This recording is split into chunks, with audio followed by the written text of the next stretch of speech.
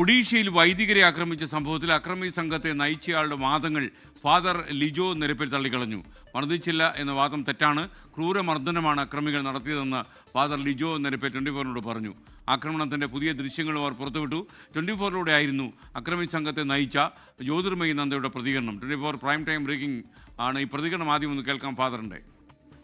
അച്ഛന്മാരെ സിസ്റ്റേഴ്സിനെ ആരെങ്കിലും ഉപദ്രവിച്ചോ എന്ന് നോക്കുമ്പോൾ ഒന്നുമില്ല, ഞങ്ങൾ ആരും തൊട്ടിട്ടേ ഇല്ല എന്നുള്ള ആ ഒരു ഇത് കേട്ടപ്പോൾ ഞാൻ ഓർത്ത്, ഇന്ന് എനിക്ക് ആ അവിടുത്തെ വില്ലേജിലെ ഒരു പെൺകൊച്ച് ഇവിടെ ആൾക്കാരുടെ എല്ലാം പുറകെ നിന്നുകൊണ്ട് പതുക്കെ എടുത്ത ഒരു വീഡിയോ എന്ന് വെച്ചാൽ അവരാരും കിട്ടുന്ന വീഡിയോസൊക്കെ അവർ മൊബൈലൊക്കെ തട്ടിപ്പറിച്ചായിരുന്നു. മറ്റുള്ളവരൊക്കെ ഇങ്ങനെ ഉണ്ടെങ്കിൽ തന്നെ അത് ഒളിപ്പിച്ചു വെച്ചിരിക്കുകയായിരുന്നു. എന്ത് ക്രൂരമായിട്ടാണ് ഞങ്ങളുടെ മുമ്പിൽ പോയ ആ മനുഷ്യനെയും പിന്നെ അച്ഛനെയും ആദ്യം മുമ്പിൽ പോയ മനുഷ്യനെ ശരിക്ക് അടിക്കുന്ന ഒരു രംഗം നല്ല അതിൻ്റെ പിക്ചർ ക്ലിയർ അല്ലെങ്കിൽ തന്നെ എൻ്റെ വോയിസിൽ നിന്ന് എത്രമാത്രം ക്രൂരമായിട്ടാണ് അത് അടിച്ചതെന്ന് മനസ്സിലാക്കാൻ പറ്റും. ഈ നന്ദ ഈ പറയുന്ന ഈ ആൾ തന്നെയാണ് ഈ അടിക്കാനൊക്കെ തുടങ്ങിയത്.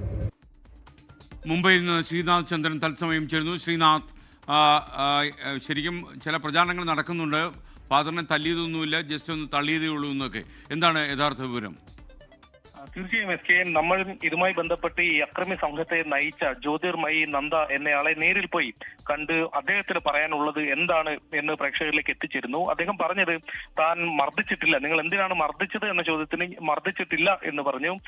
എന്തുകൊണ്ടാണ് നിങ്ങൾ ഈ മതപരിവർത്തനം ആരോപിക്കുന്നത് എന്നതിനെ കുറിച്ചുള്ള ചോദ്യത്തിന് തടഞ്ഞു നിർത്തി ബാഗുകൾ പരിശോധിച്ചപ്പോൾ വൈദികരുടെ ബാഗിൽ നിന്ന് ബൈബിൾ കണ്ടു, അതുകൊണ്ടാണ് മതപരിവർത്തനമാണ് എന്ന് ഞങ്ങൾ ഉറപ്പിക്കുന്നത് എന്ന വിചിത്രവാദമാണ് ജ്യോതിർമയി നന്ദ നമ്മളോട് പറഞ്ഞത്. 24 പുറത്തു വന്ന ഈ ദൃശ്യങ്ങൾ കണ്ടാണ് ഫാദർ ലിജോ നിരപ്പൽ വീണ്ടും നമ്മോട് സംസാരിച്ചത്. അദ്ദേഹം പറഞ്ഞത് ജ്യോതിർമയി നന്ദ പറയുന്നത് നുണയാണ്, മർദ്ദനം ഉണ്ടായിട്ടുണ്ട്, അതിന്റെ പുതിയ ദൃശ്യങ്ങൾ കൂടി തന്റെ കൈവശമുണ്ട്. അന്ന് ഈ അക്രമ സംഭവങ്ങൾ നടക്കുമ്പോൾ ഗ്രാമവാസികൾ ഒരാൾ പകർത്തിയ ദൃശ്യങ്ങളാണ് ഇത്. കാരണം വൈദികരുടെ ഫോണും മറ്റും ഈ അക്രമി സംഘം പിടിച്ചെടുത്തിരുന്നു. അവരുടെ കയ്യിലാണ് ഇപ്പോഴും മൊബൈൽ ഫോൺ ഉള്ളത്.